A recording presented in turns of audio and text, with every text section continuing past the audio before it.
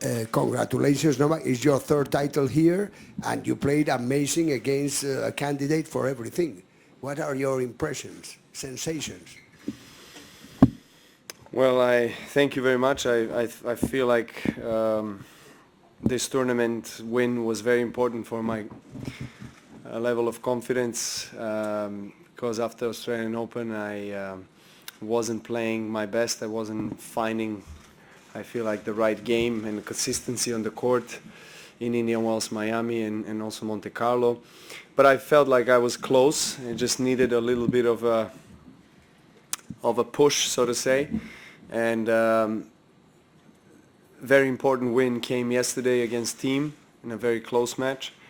And today, Stefanos, who had an amazing match last night and win against Rafa, probably affected him a little bit. He did not, I think, move as well as he did last night, and he was probably a bit tired.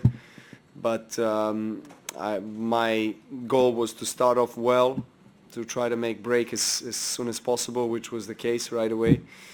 And I felt I was always ahead in the game. I felt I was dictating the play, and played my best tennis so far this week. Haven't dropped a set, and for sure it's a great honor to have this trophy and to win in one of the biggest tournaments in the world. And as I said, at a very important time for me in the year, in the season, because this gives me a lot of confidence prior to Rome and of course Roland Garros, where I definitely want to play my best.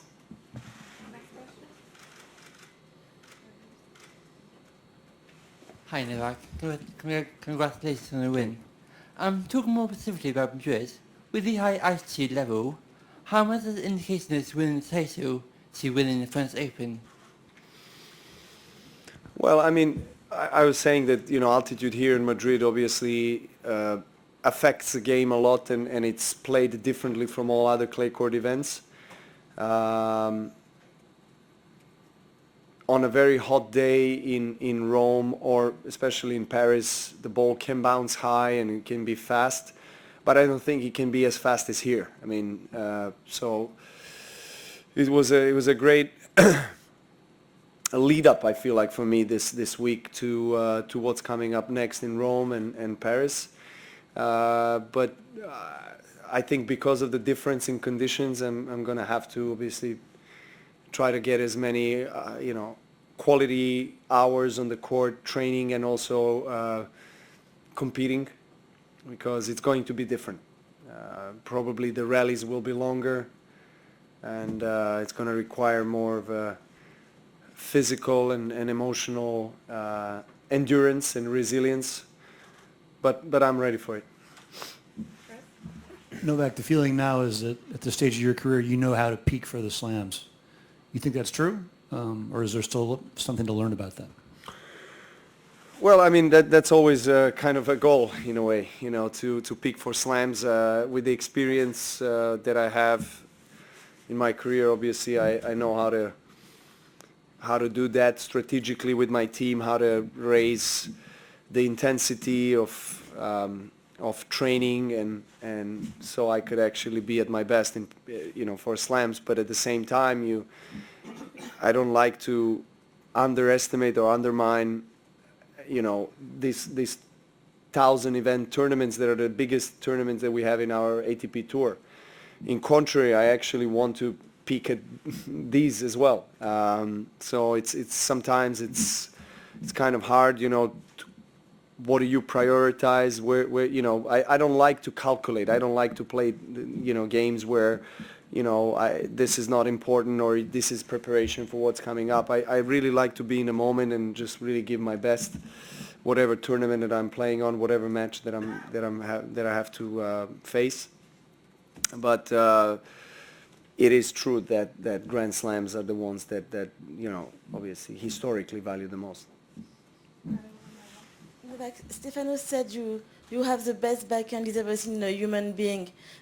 Do you feel that was the decisive shot today? It's very. I mean, I want to thank him for a nice compliment. Yeah, I actually thought my forehand was working very well today. It was I could hit it from any corner. Backhand was very solid, of course.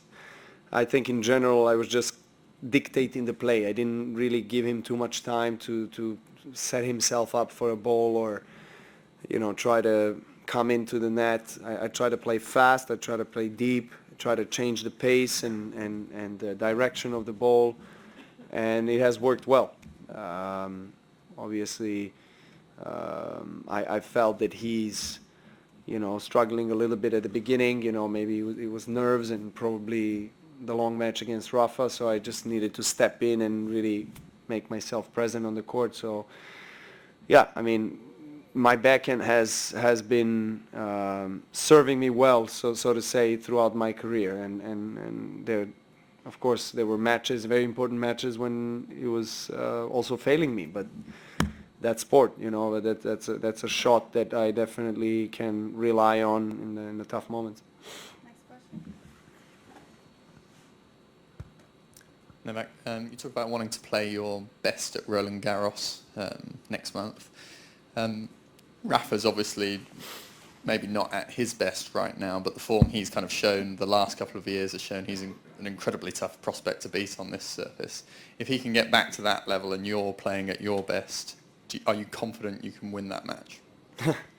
Well, if that matchup happens in Paris, there's going to be finals.